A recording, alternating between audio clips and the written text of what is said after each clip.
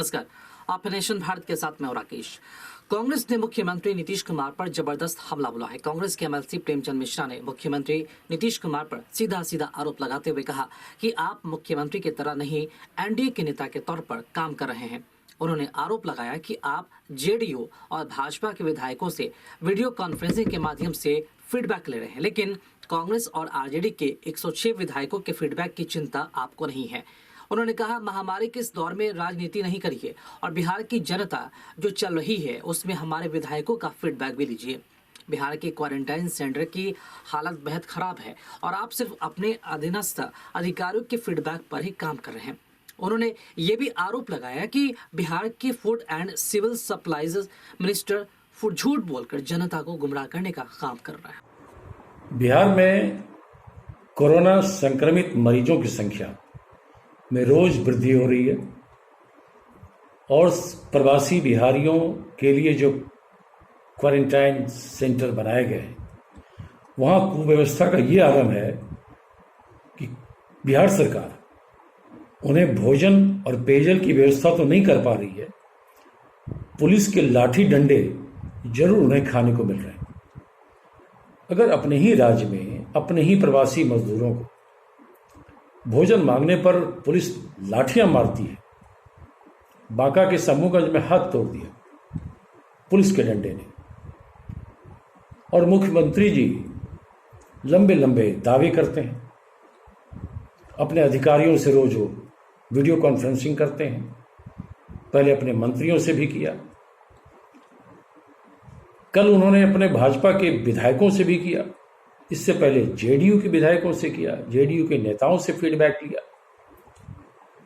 कांग्रेस का सवाल है कि मुख्यमंत्री जी आप राजधर्म का पालन करिए, आप सिर्फ अपने अधीनस्थ जो आपके विश्वसनीय अधिकारी हैं आप उनसे फीडबैक ले रहे हैं, आप अपने पार्टी के विधायकों से फीडबैक ले रहे हैं, आप अपने सहयोगी भाजपा के भी विधायकों से फीडबैक ले रहे हैं, लेकिन कांग्रेस और आरजेडी के विधायकों की संख्या 106 है बिहार विधानसभा में, आप इनसे फीडबैक नहीं ले रहे।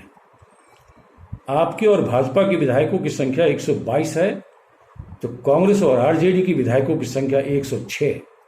ये एक बड़ी संख्या है लोकतंत्र में, लेकिन आपने अभी तक ये मुनासिब नहीं समझा कि हम कांग्रेस और आरजेडी के विधायकों से उनकी राय जानें, उनकी सहभागिता को समझने का प्रयास करें, और यही वजह है कि आपको सच्चाई सामने नहीं आ पा रही।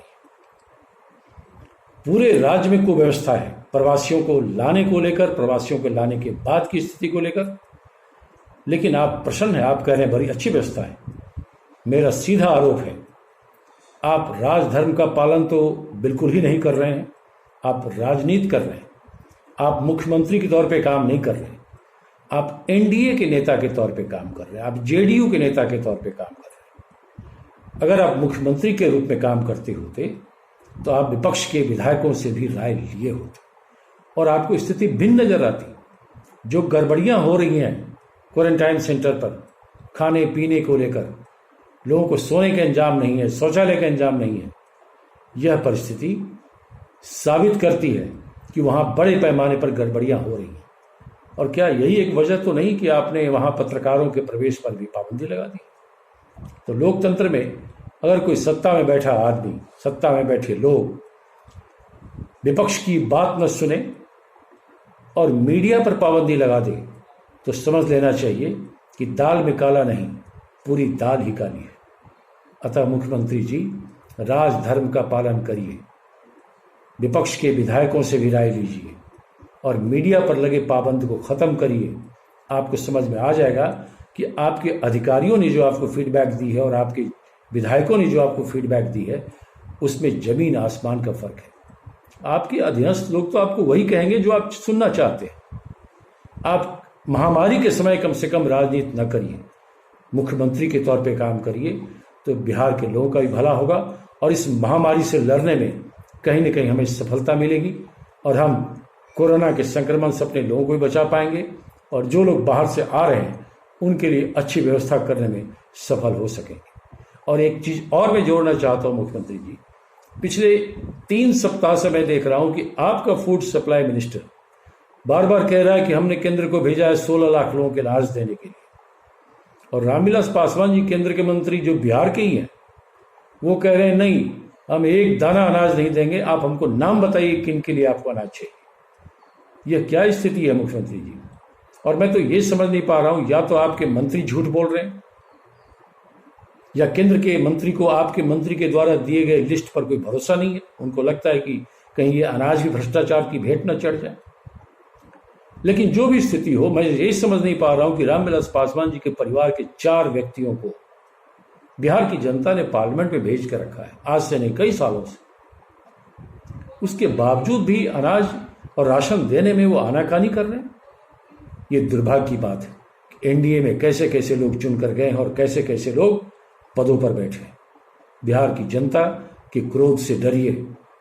उन्हें इस कष्ट में, अभाव में, जब परेशानी में हैं, उन्हें राहत देने का काम करिए, राजनीति मत करिए। तो सीधे तौर पर कांग्रेस का बिहार के मुख्यमंत्री नीतीश कुमार पर यह आरोप है। हालांकि सीएम नीतीश कुमार को खुद क्वारंटाइन सेंटर का जायजा जरूर लेना चाहिए ताकि उन्हें भी हकीकत सामने नजर आए। फिलहाल खबरों में अपडेट बने रहने के लिए आप देखते रहे नेशन भारत। साथ ही हमारे वीडियोस को लाइक करें, शेयर करें और हमारे चैनल को सब्सक्राइब करना ना भूलें। नमस्कार।